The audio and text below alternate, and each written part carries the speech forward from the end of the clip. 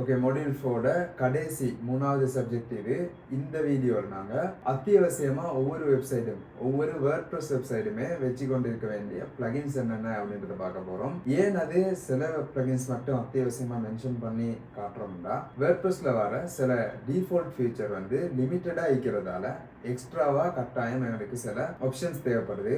உதாரணமாக சொல்கிறேன்டா SEO, security, அது மாதிரி இன்னும் சில முக்கியமான விஷயங்கள் அத்தியாவசியமாக இருக்கணும். அப்போ இந்த விஷயங்கள் டிஃபால்ட்டாக வராததால் மஸ்ட் ஹேவ் பிளகின்ஸ் அப்படின்ற ஒரு லிஸ்ட் இங்கே கொண்டு வரோம். இந்த பிளகின் சம்மந்தமாக இந்த வீடியோவில் பார்ப்போம்.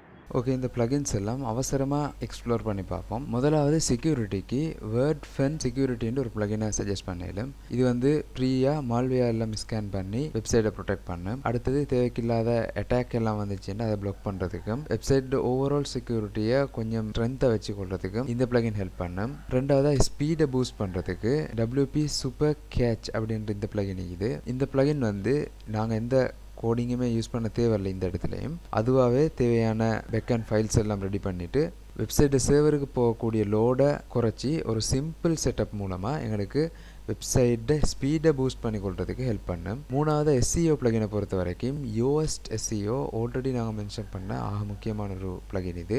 இந்த பிளகின் மூலமாக ஓவரால் வெப்சைட்டுக்கு அல்லது தனித்தனி பேஜுக்கு அல்லது தனித்தனி போஸ்ட்டுக்கு கூட எங்களுக்கு SEO பண்ணிக்கொள்ளலும். கீவேர்ட் எல்லாம் ஆப்டிமைஸ் பண்ணுறதுக்கும் XML சைட் மேப் ஜென்ரேட் பண்ணுறதுக்கும் இது அத்தியாவசியமாகுது. அதுக்கடுத்ததாக ஃபார்ம்ஸ் தேவைப்படும் வெப்சைட்டுக்கு. ஃபார்ம்ஸை பொறுத்த வரைக்கும் கான்டாக்ட் ஃபார்ம் 7ன்றது லைட் வெயிட்டடான ஸ்பேம் ப்ரொடெக்ட் பண்ணப்பட்ட சிம்பிளாக ஒரு நிமிஷங்கள்லேயே எங்களுக்கு ஃபார்ம்ஸை க்ரியேட் பண்ணுற உதவுற ஒரு ஃபார்ம் இது. பொதுவாக எல்லா வெப்சைட் தீம்ஸோடையுமே இந்த ஃபார்ம் வந்து ஒர்க் ஆகும். அடுத்ததாக இமேஜஸ் ஆப்டிமைஸ் பண்ணி கொள்றதுக்கு ஸ்மஷ்ன்ற ஒரு பிளகின் இது. இந்த பிளகின் வெப்சைட்டில் நாங்கள் அப்லோட் பண்ணுற இமேஜஸ் எல்லாத்தையுமே ஆட்டோமேட்டிக்காக கம்ப்ரஸ் பண்ணி ரிடியூஸ் பண்ணி குவாலிட்டி லாஸ் பண்ணாமல் ஆப்டிமைஸ் பண்ணி தரும். அடுத்ததாக வெப்சைட்டை பேக்கப் எல்லாத்தையுமே மெயின்டைன் பண்ணி கொள்றதுக்கு அப்டிராஃப்ட் ப்ளஸ்ன்ற ஒரு பிளகின் இருக்குது. இந்த பிளகின் மூலமாக உங்களோட கூகுள் டிரைவுக்கே உங்களுக்கான பேக்கப் எல்லாத்தையுமே ஷெடியூல் பண்ணி வச்சுக்கொள்ளலும்.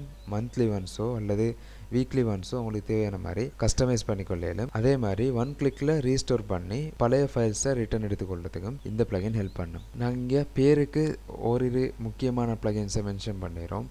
இதே ஃபீல்டில் வேறு நல்ல பிளகின்ஸும் இருக்கலாம் அல்லது இதே மாதிரி இன்னும் பிளகின்ஸையும் லிஸ்ட் பண்ணலாம். வேர்ட்பிரஸில் ஃப்ரீ பிளகின்ஸ் மட்டும் 60,000க்கு மேலே இருக்குது.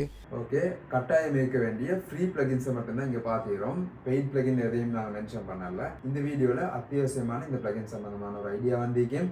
அடுத்ததாக மாடியூல் 5ல் மீட் பண்ணுவோம். தேங்க்யூ.